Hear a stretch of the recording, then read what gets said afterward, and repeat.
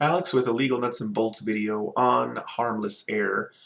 In this video, I wanted to cover this appellate principle because it did come up in my, I think it was my second appeal, and it was one of the appeals that I lost. I lost two appeals, and I wanted to cover it just so people know what it is because it does actually have quite a bit of relevance in child custody appeals or any appeal. So first, I'll mention what happened in my case, and I'll kind of explain what it is. So I have mentioned having been published on a petition for writ of mandamus that covered the Secretary of State giving my ex a fictitious address, which she turned around and used to basically hide where she was. And I made a big stink out of it, filed an original writ petition with the Supreme Court of Nevada. They published an opinion which, created basically the procedure that I and anyone after me can use to challenge the fictitious address program. It's also called the confidential address program. I think actually that's its more formal name, confidential address program.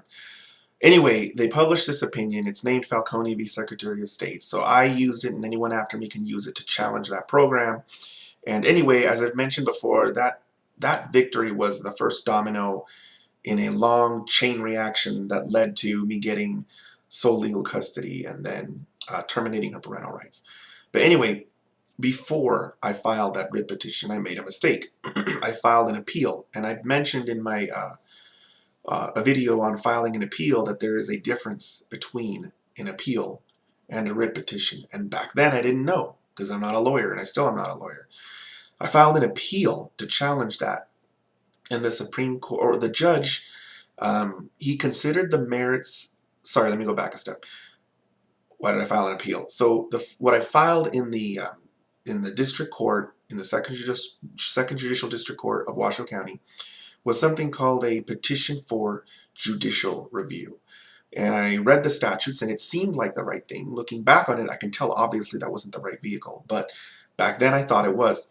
Basically, my ex got a fictitious address, and I wanted to challenge it, so I went and looked it up, and it's called petition for judicial review. It made sense. I filed that petition, and the judge in that case read my petition, and he denied my request.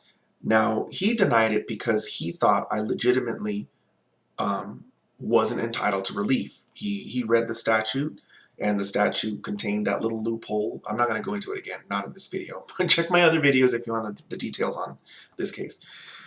He agreed with the little loophole that I said was improper, and then basically denied my petition. So I appealed that, which I mentioned before was wrong. I appealed that to the Supreme Court of Nevada. Now, what the Supreme Court of Nevada did was they said that the judge was wrong, that he should not have considered the merits of that petition.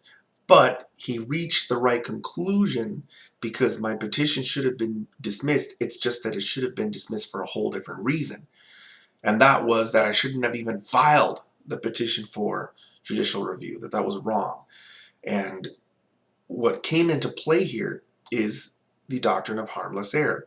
So when you file an appeal, keep in mind, just because you figured out that your judge made a mistake like mine did, doesn't mean you're going to win your appeal, because it's possible that your judge made a mistake, but even though he made the mistake, the outcome of your case isn't going to be any different, because what he should have done would have led to the same result.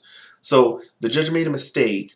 What the judge should have done, however, would have still led you to still lose your case or win your case or whatever, in case the other guy appeals. Sometimes that happens. Sometimes the person wins their case, and then the other side appeals, and then the Supreme Court mentions, you're right, that judge made a mistake, but that actually wouldn't have changed the outcome of the case because this is what he should have done, and your opponent would have still won, so therefore that's harmless error. So anyway, just make sure you don't get too laser beamed on the fact that your judge made a mistake. Also, make sure that you show that the mistake that he made caused the outcome to be incorrect. So basically look and see that you can show in your appeal that the outcome, what would have happened, would have basically changed had that mistake not happened. So I didn't do that in my second appeal. I didn't know that I had to. I thought I could just say, this judge made a mistake, reverse the case please, so I can, fight for my rights, and that just didn't happen because the Supreme Court mentioned, yeah, he made a mistake, but it's harmless because you still lost. Now, I did go back, I read that opinion, and I was like, oh, so this is why I was wrong? That's a surprise. So then I went ahead and I filed my writ petition. And then, of course, the Attorney General tried to throw that other case I lost in my face, but the Supreme Court of Nevada told him, no, you're wrong. Even though Falcone lost his case, it was only because he used the wrong vehicle. Now he's using a writ of mandamus. Now he's using the right vehicle. Now we can consider it, and that's how I won. So anyway, just take that into account when you are thinking about filing an appeal. Don't get too laser beamed on the fact that the judge made a mistake, because judges do make mistakes, and oftentimes they're bad and they have to be reversed. But oftentimes, even though they made a mistake, it won't change the outcome. And in those cases, there's no reason to disturb the Supreme Court with an appeal because it's a harmless error. So that's the whole, this video is harmless error, and that's what we're talking about. So I wanted to end this video with one more thing.